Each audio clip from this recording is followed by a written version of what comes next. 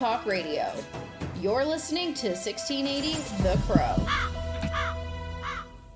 Good afternoon. I'm Shivani Joshi on 1680 The Crow, and this is your news and sports update at 12. The Vancouver Park Board will be voting on changes to the Stanley Park temporary bike lanes later today. Reporter Carissa Chang has more. The three proposed changes to the bike lanes are either to remove them entirely, remove them only from the east side of the park, then upgrade the lanes on the west side of the park, or to replace all temporary segments with a semi-permanent lane. Hub Cycling Campaign Director Navdeep Chenna says they are hopeful the park board would vote on the most equitable solution. People of all ages, of all different abilities, including people who have a mobility challenge, will be able to safely ride in the park. And at the same time, there will be enough space for people driving. All changes to the bike lanes are set to be completed by summer 2023. Carissa Cheng, 1680 The Crow. Canada's International Development Minister Harjit Sajjan is visiting the Chinatown Storytelling Centre for an announcement. Vancouver's Chinatown will receive nearly $2 million from the federal government. The fund is intended to help revitalize the infrastructure of Chinatown, an area that suffered heavily during the COVID-19 pandemic. A very public fire occurred Sunday morning in a popular Vancouver tourist spot. Reporter Dennis Shinolu has more. The fire happened at around 2 a.m. at Granville Island's marina. 7 boats were affected, but only 3 boats fully caught fire and were destroyed. Firefighter Dylan Moore, who was on the scene, spoke on how this job differed from the norm. Pretty cool experience. A lot of this stuff doesn't happen very often, especially in Vancouver. We're one of the only departments with a fireboat program to get out. At this stage of my career, some guys will never have the opportunity. It was really cool to see the way, how it's handled. No injuries have been reported, but emergency services have deemed the fire suspicious. Dennis Shinolu, 1680 The Crow. We are now joined by reporter Dennis Shinolu. Dennis, hi. Hello, how are you? Good, thank you. So Dennis, where exactly did the fire take place? So it happened here in Granville Island, but more specifically, it happened on the southeast side in the Pelican Bay Marina.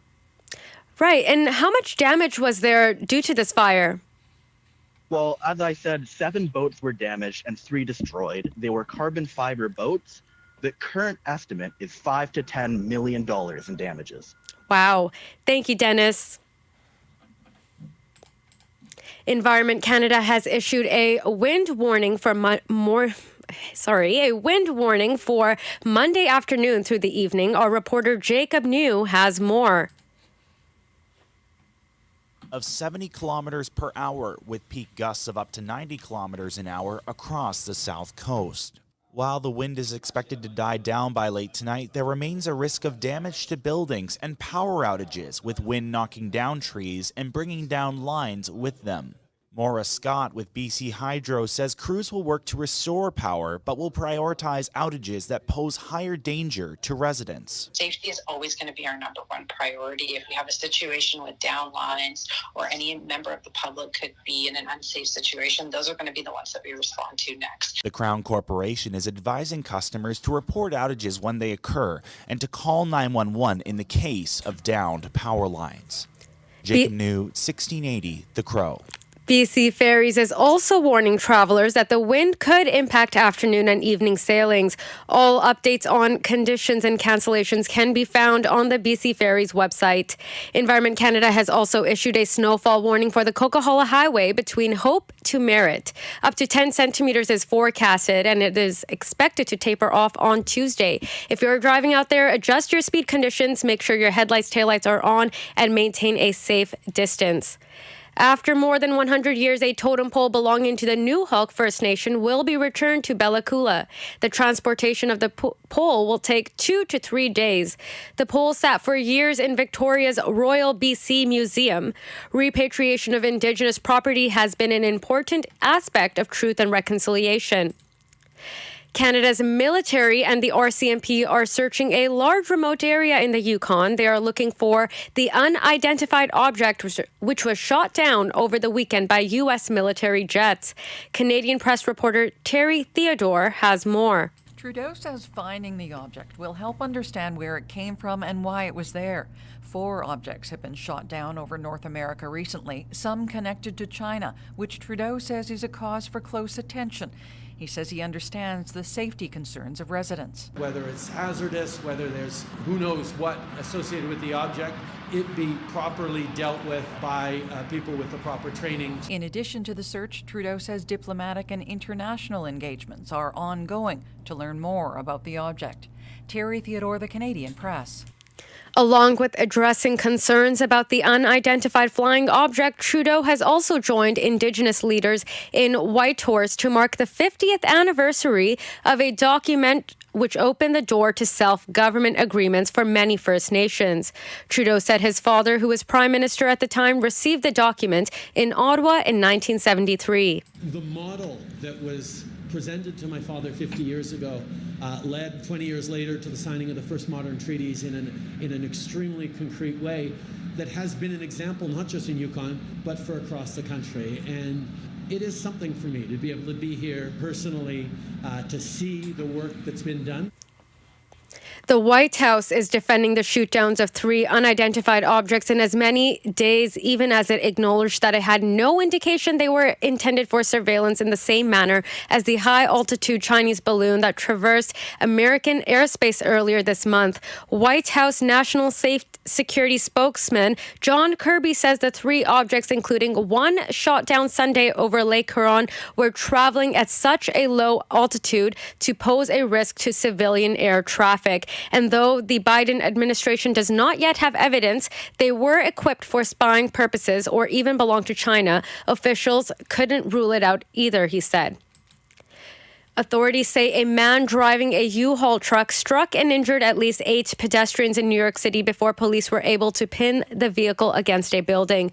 Following a mile-long pursuit through Brooklyn, reporter Aaron Katursky has more. We're told the U-Haul driver screamed that he wanted to die as he sped off and led police on a brief chase. Law enforcement officials, though, were not immediately clear whether the statement is a significant part of what occurred. The driver is described as an Asian male with a history of run-ins with the police in which he was determined to be an emotionally disturbed person. A blast caused by a gas leak early Monday morning has seriously injured 12 people, including 2 children in Orleans, an East Ottawa suburb. Several homes in the neighborhood have also been destroyed. Mayank Sharma, a resident who lives nearby, says he woke up after hearing a loud bang. Then we came out and we saw a little bit of smoke, but there was no fire anywhere, so we couldn't figure it out what the issue was, right? But it was like it was a bomb explosion or a plane had crashed or someone had banged into someone's house, right? Police were called to the neighborhood after 10 p.m. on Sunday in Regina after a woman was reported with serious injuries. When officers arrived, a 26-year-old woman who had been stabbed in the chest was found. She was rushed to the hospital with non-life-threatening injuries. Police arrested a 31-year-old woman a short time later. She has been charged with attempted murder. Colombia's government and its largest remaining rebel group have met in Mexico City to resume peace talks. The talks on Monday were the second round of negotiations aimed at achieving a ceasefire in the nearly 6-decade conflict. It followed 3 weeks of negotiations in Venezuela's capital that yielded modest results. Negotiations between Colombia and the National Liberation Army, known as the ELN, were suspended in 2019 following a rebel attack on a police academy in Bogota, in which 23 people were killed. President Gustavo Petro restarted peace talks with the group in November, shortly after he was elected and became the nation's first leftist president. Russia will postpone the launch of an empty space capsule to the International Space Station pending further investigation of a coolant leak on a supply ship docked to the station. It was the second such leak at a docked Russian craft in 2 months. The Soyuz capsule was to be launched in automatic mode on February 20th and docked with orbiting outpost 2 days later.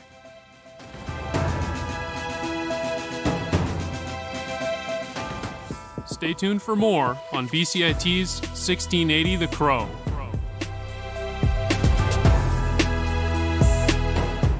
everything is changing to digital. Everything is online.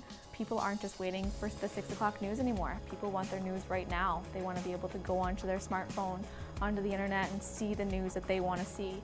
Vancouver is growing at, a really rapid rate, the Lower Mainland even, and with the tools that we're given here, we're able to cover all of that. Welcome to BCIT Magazine. I'm Radhika Sikki-King. In the program, they really leave it up to you. I mean, the help is there when you need it, figuring out how to use the programs like Premiere, Audition, and figuring out how to use the cameras. But it's up to you to sort of experiment and figure out what you can do when you go out in the field. They brought candles and flowers to remember the student who lost her life yesterday. Theresa May says the international community condemns Moscow. They really make sure that you know the basics and you are able to put out a quality product. I'm Brady Tretanero. And I'm Radhika Sikki-King. Thank you for tuning in to BCIT Magazine. This is sports on 1680 The Crow.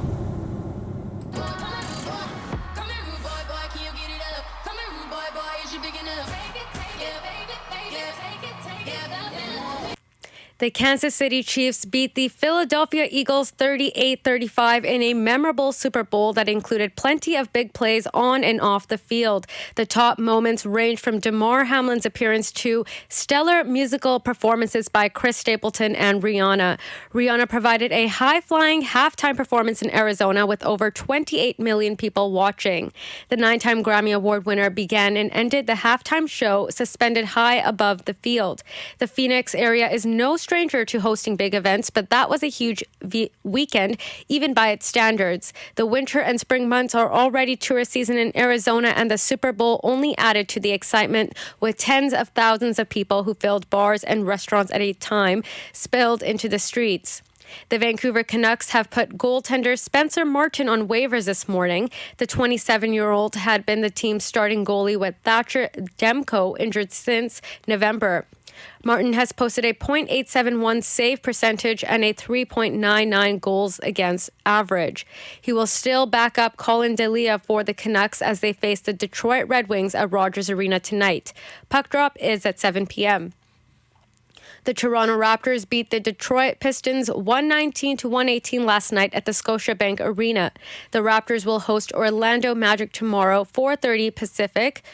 OG Anunoby and Otto Porter Jr. remain out of tomorrow's lineup due to ongoing injuries. The Raptors are currently the 10th seed in the Eastern Conference and are in jeopardy of falling out of the play-in tournament. Arizona Coyotes defenseman Jacob Chychrun will be scratched again tonight, with him being in trade discussions. On Saturday, the Coyotes announced Chychrun would not play against the Blue due to trade-related reasons. The 24-year-old had requested a trade from the Coyotes last season. He currently has put up 7 goals and 21 assists in 36 games this season in the desert. Players on the Canadian women's soccer team have ended their strike and returned to training in Florida on Sunday. The women's team were on strike due to pay equity and budget cut issues. Captain Christine Sinclair tweeted that we are being forced back to work for the next few weeks, while stepping on a field continuing to provide labor for an organization that upholds gender inequality goes against every fiber of my being. I will continue to do so for now in protest. The 6th-ranked Canadian women team are scheduled to open the 4-country tournament on Thursday against the top-ranked U.S. in Orlando. UEFA-appointed investigators have held European soccer's ruling body mostly responsible for chaotic security failures at the Champions League final in Paris last May. The failed security operation put the lives of Liverpool and Real Madrid fans at risk. The investigation panel writes in a 220-page document, it is remarkable that no one lost their life. The panel concludes UEFA, as event owner, bears primary responsibility for failures which almost led to a disaster. A failed security operation saw tens of thousands of fans held in increasingly crushed queues for hours before the game at the 75,000 capacity Stade de France. It also is a key venue for the 2024 Paris Olympics. I'm Shivani Joshi. Tune in next time to 1680 The Crow.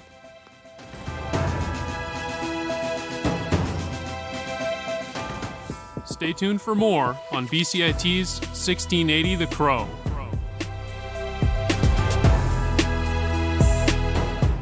Now it's time for the comment. Comic writers and artists deserve to be paid more for their work being adapted into movies.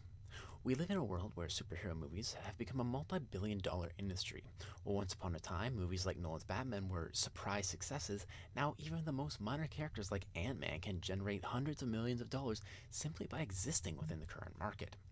With the growing nature of the industry, it feels like it would be fair to say that it must pay well to write comics. However, that's far from the truth. For example, let's look at Captain America Civil War, a movie that grossed more than $1 billion. Ed Brubaker is an author who created the Winter Soldier character, who is a centerpiece in both the Civil War movie and the previous Captain America movie.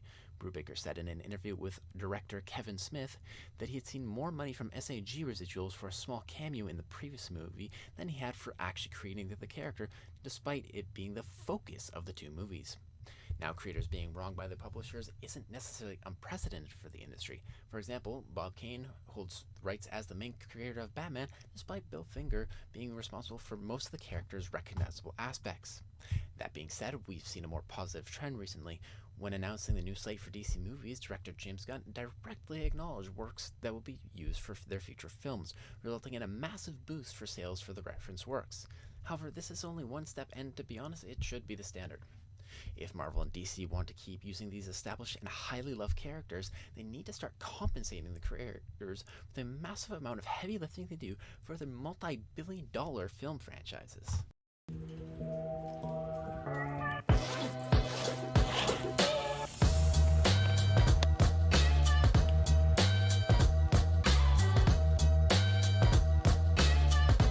It's extremely important for people to stay healthy and to stay active as much as possible.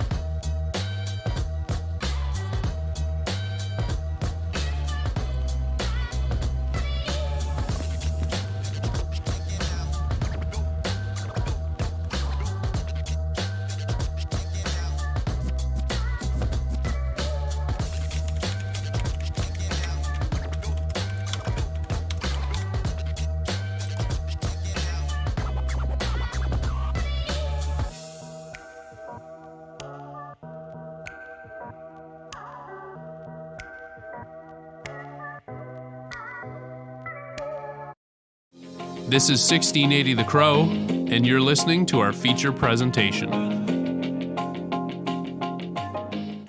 Hello, and welcome to the first episode of The Crow Chronicles, a podcast made possible by BCIT Journalism students. I'm Jerison Rashon. And I'm Melanie Levike. During today's episode, we are going to analyze the evolution of food culture. Vancouver has always been an inventive spot for food due to many cultural influences. The city can take credit for popular foods such as the California roll, created here by chef Ichiro Masato in the 1980s. This melting pot of culture and evolution took a city that was once only known for French cuisine and nurtured it into a place remembered for culinary diversity. First, we'll hear from Alexandra Gill, a food critic for the Globe and Mail. Plus, we speak with George Siu, one of the founders of the popular local restaurant Memphis Blues Barbecue House. Prepare for your mouth to water. To our surprise, there are few food critics in Vancouver. Alexandria Gill is among the most experienced, reviewing restaurants and providing expert food recommendations for Vancouverites looking to experience the city through taste. Here are some of the highlights from our interview with her. Alexandra started as a food critic in the early 2000s. She recalls the innovation of the city's scene even in its early days. The scene was so far ahead of the curve. I mean, all of the trends that are commonplace now, farm-to-table cooking, sustainable seafood, farmers markets, drinking local wines and spirits. I mean, that was all happening here in 2001, like 22 years ago, long before it was popular in Toronto. A new development in Vancouver's food culture, the Michelin Star Guide has recently given stars to restaurants in the city. Alexandra Gill spoke of her thoughts on the news. I mean, the Michelin Guide was just announced, 2 weeks ago in Vancouver. And the restaurants that were recognized with 1 stars were, very small, a lot of chef-owner restaurants with, farm-to-table menus, a real expression of, of the owner. I mean, they were small and personal and intimate. the everyday person might believe that being a food critic's job involves using opinions and judging based on personal likes and dislikes. But as Alexandra told us, this is not true. For me, it's really important to say this isn't about me and it's not about my dislikes. When I'm judging a restaurant, I always consider, what was the intent of the chef? What is this supposed to taste like? What does he want it to taste like? I always try to take myself out of the equation and remember that my preferences don't matter. I'm not important. I'm trying to determine whether the food being prepared is being prepared as the chef intended and as it properly should be. Alexandria, what do you think is the best kind of food to experience in Vancouver currently?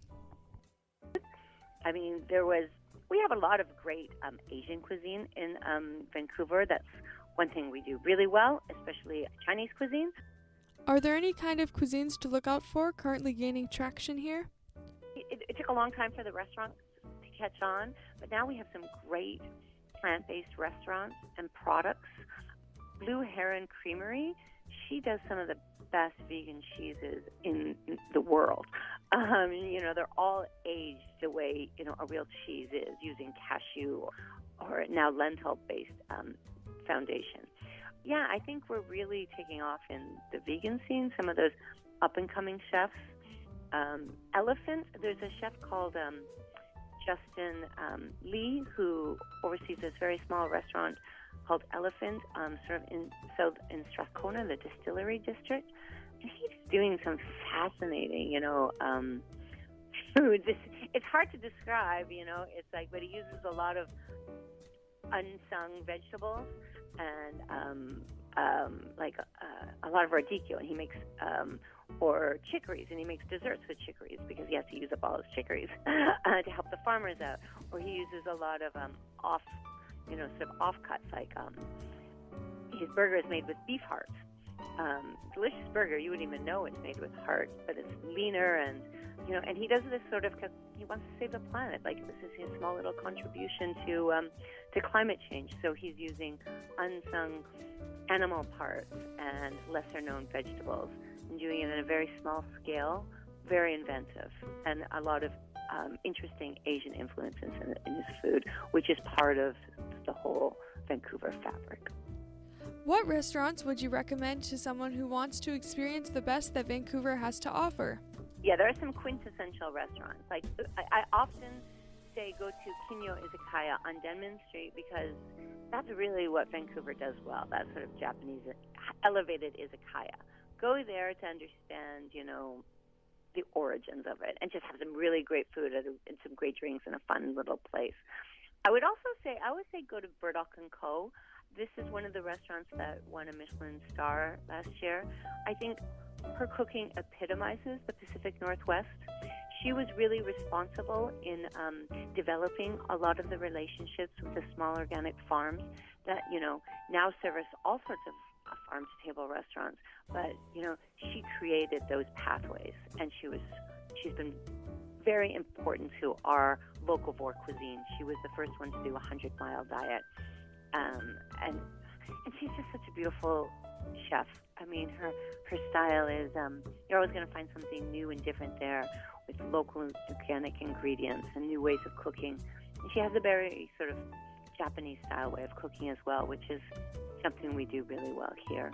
Regionally minded, locavore, or locavore people really do support small local farms here. Asian. We are an Asian city, and we have a very broad, diverse Asian cuisine. Wholesome.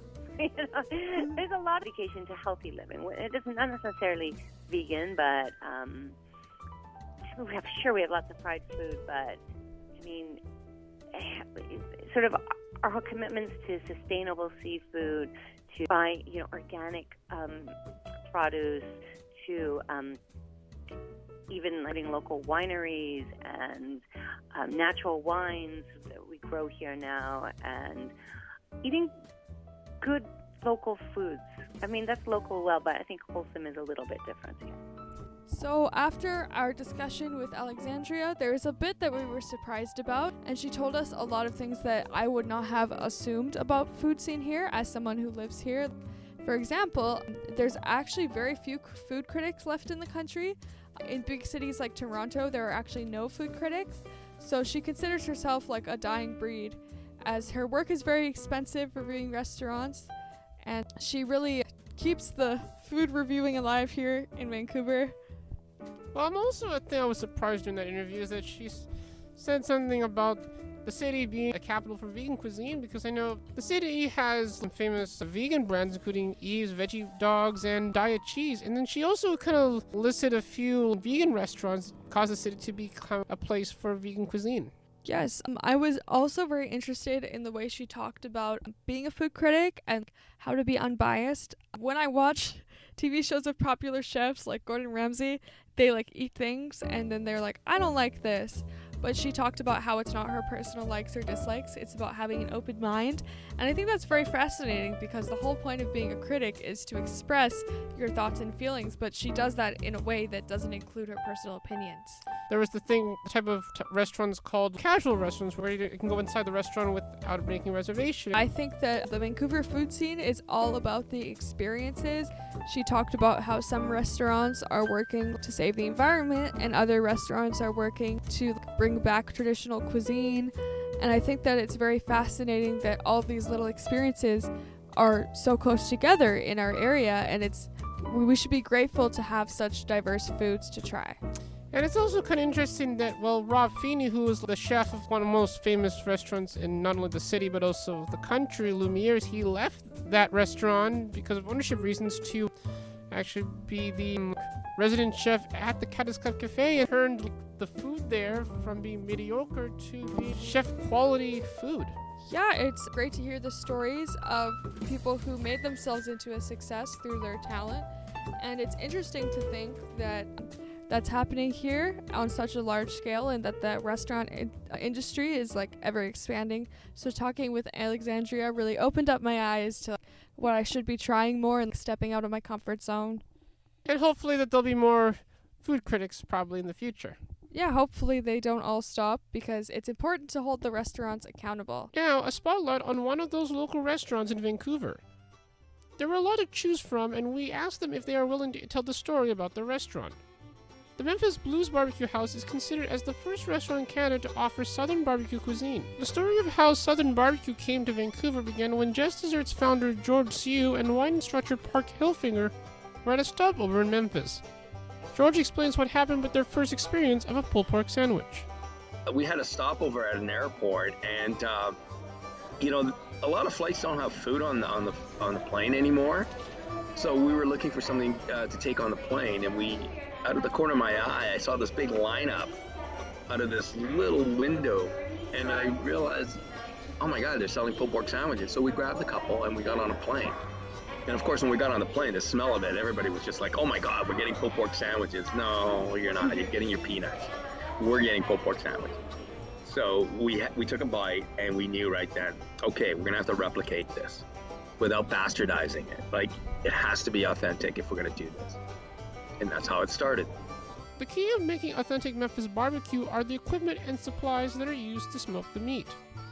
So we decided to take a trip down to the World Barbecue Championships in Memphis back in May. Memphis in May, it's called. I mean, the whole secret was low and slow and use fruit woods. Down there, they use hardwoods like pecan, white oak, things like that is hard to get in Canada. So we ended up using fruit woods, which is like cherry wood, apple wood. Those are fantastic for smoking. And anyway, that's how we got it all going to be as authentic as we could. And at the beginning, when we first opened, pulled pork was the big seller because nobody in Vancouver got pulled pork. Now you see it everywhere on everybody's menu. But they don't do it in a pit. They probably braise it in an oven and they add liquid smoke. We still did it the proper way. We have a giant smoker in every restaurant. We put fruit woods in the back and hardwoods in the back, and we have pork shoulders that we smoke for 14 hours. And we still hand pull our pulled pork every morning when we come in. And I think a lot of places that you see that have pulled pork on the menu, they're already come prepared, and all they do is reheat it. Like, you can order it off of a supplier, right? Because lots of companies do that now.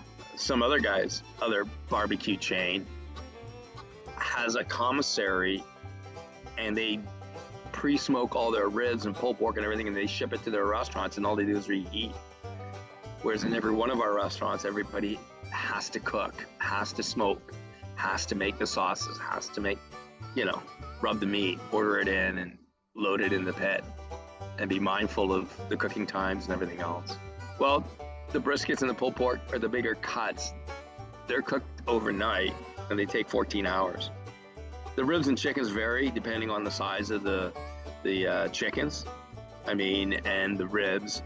Because we're dealing with an animal product, it's not like it's a widget.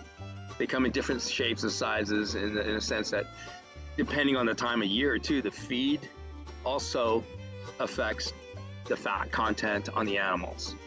So that's why you can't just say, oh, it's 4 hours for this, 2 hours for that. You have to still open the pit, look at them, play with it, do all the little tests that you go through to make a perfect load. So do you have to be there super early to do all this stuff? It sounds like a lot of work. Prep shift starts anywhere between 6 or 7 in the morning. Sometimes, depending on the day and how busy our catering is, my prep guy will work a graveyard shift. So he'll come in at midnight, just as we're getting ready to leave the night shift.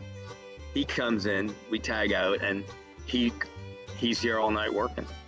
And then the first person in, depending on how heavy the day is, might come in at 7 and take over and just keep going. And then the rest of the staff start coming in, right, early in the morning. So yeah, it is a lot of work, and we still do, all the stores still do their own cooking and smoking. Nothing comes out of a box and just gets served. So your restaurant has been highly praised with awards. Care to tell us what it was like winning your first award? It was the Vancouver Magazine Awards, and we had no idea we would win because we were up against Gotham's at the time and a few other big heavyweights, and we won for best meat. And David Eisenstadt, who owns all the kegs, or used to own all the kegs, Highs and also Gotham's, was very annoyed that we won. He's been into our place and he thought, these guys spent like 90 grand renovating that restaurant. I spent 2.5 million renovating mine. How could you guys have given that award to these guys? So at its core, what is the main message behind your restaurant? Not just good food and authentic barbecue, bringing people together.